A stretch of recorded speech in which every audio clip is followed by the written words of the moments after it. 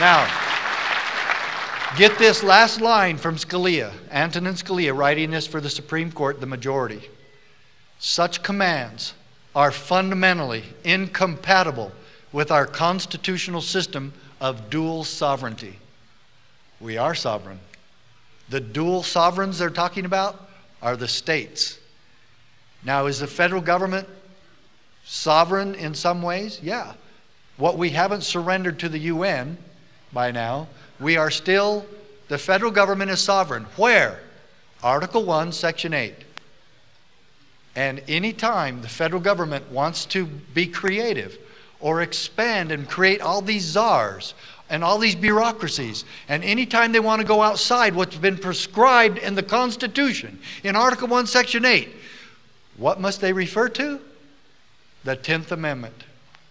And it tells the federal government for all generations, ever since those men signed the Constitution into law, it says this: just in case you think we forgot anything, you can't do that either. Okay? Now, where did this all start? Was I born a constitutional cop and a constitutional sheriff? Not hardly. I grew up in a pretty conservative home, but we didn't talk about politics and we didn't talk about the Constitution. My father was an FBI agent, and he did his job, and he did it pretty well. He was a very hardworking man. And I grew up, and I wanted to play baseball and be an FBI agent like my father. And I went up to Brigham Young University to get my degree in Provo, Utah. And while I was there, I was working my way through college, and I got a part-time job as a meter maid. And I wrote a lot of tickets. And I'm glad you're here, because in case I wrote you any, I will pay you back, because I'm repenting for all that. Okay? So it's part of the process. And so while I was waiting to hear from the FBI, I'm testing for the FBI after I graduated in 1978. I hired on full-time in 1979 with Provo Police. And I got assigned to do something that I never thought would happen to me, because I was told before that I was just too clean cut. And maybe they're right. I asked to go undercover, and they told me, forget it. You know, for any of those that you might know about the LDS Church, they go on a lot of missions. They said, you look like you just got off a mission. We're not going to put you undercover. Are you crazy? You know, I said, okay, don't.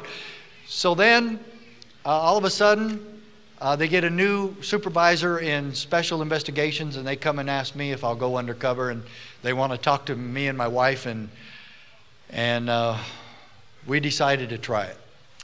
And it was the most horrible thing I ever did in my life. I hated it. And then after I finished that awful assignment, now some of you ladies might be able to relate to this.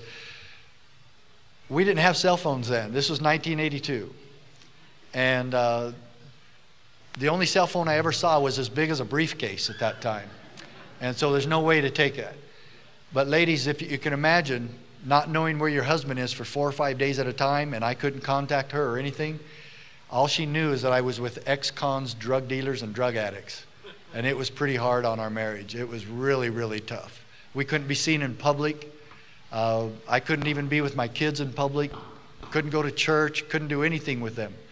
And I had to sneak home at night to just see my kids every now and again. But this thing taught me a lot. It really taught me a lot. And I started to question what we're doing in law enforcement. And I think we need today law enforcement officials, sheriffs, chiefs of police, and cops all across this country to realize that our country's off track. Matt was saying some really great things about that. We are off track. And law enforcement needs to be honest enough to own the part that we are the problem in some areas.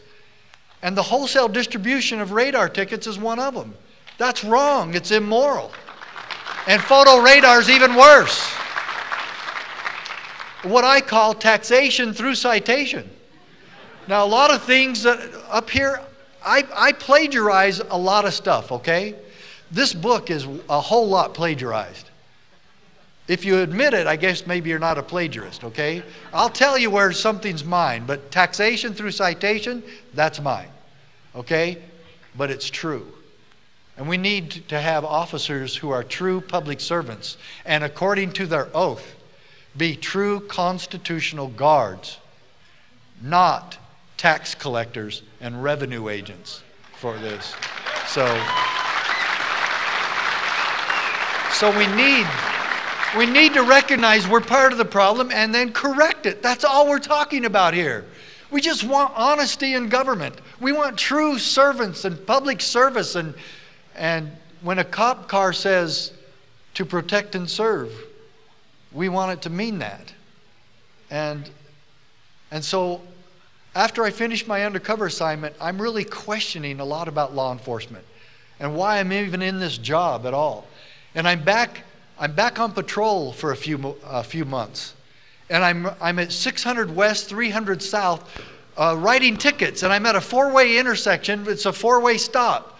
And I'm just 50 feet south of the intersection facing north. And this lady runs a stop sign right in front of me. And I go, wow, this is going to be easy. Yeah, I get another ticket, you know. And we were really about writing tickets with numbers. And I'll tell you right now, I was by the numbers jerk. All I wanted to do is write more tickets, you know, because the best cops write a lot of tickets. And I wanted to be one of the good cops, you know, get the attaboys and the commendations and the pats on the back.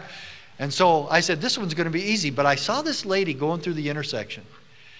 And I realized what was going on. I saw her, and some of you ladies, maybe you can relate to this, but there's like 5 to 25 kids in that car. And have you ever seen the cartoon, The Tasmanian Devil? That's what it looked like in the car. There was feet here, legs here, hands there, hair here, and kids just going everywhere. And the mom was so preoccupied with settling her kids down that she lost track of where she was. She runs the stop sign. She looks over at me. I'm the only living thing within 200 feet of this lady.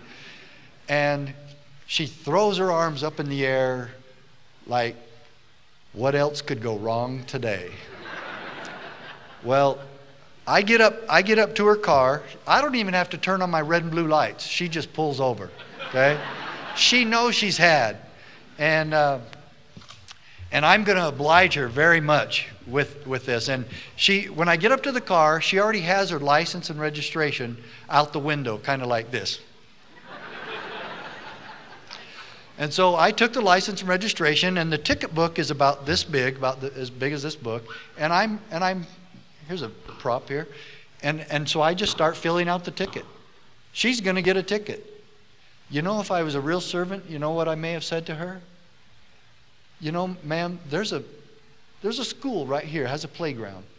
Why don't you take all those kids and let them go get some of that Tasmanian devil energy out? And then after you guys settle down, get back in the car and go about your business. And we'll just chalk this one up to experience. And you know, she didn't make any excuses. She's not crying. In fact, this lady is not even there. She's just staring right through the steering wheel and out the window, just really depressed. And she didn't play the, you know, oh, come on, Officer Mack, please don't write me a ticket. You know, your wife probably has a bunch of kids and you wouldn't want her to get a ticket for just taking care of all your kids. You know, she didn't say that. And she didn't play the mom card. Officer Mack, would you write your mom a ticket for having all these kids? She didn't do that either. Either one of those would have been good. She's not making any excuses. And so I just start writing the ticket. You know, because you know why? Because that's what cops do. That's our job. I'm not here to care about this lady. She ran the stop sign. She's getting a ticket. Too bad that her car only is worth $300. And her kids obviously aren't well dressed and well kempt. And it's obvious this family doesn't have money. That car she was driving was like a old Datsun compact station wagon with primer gray showing through. It was supposed to be tan, I think. But it wasn't worth $300.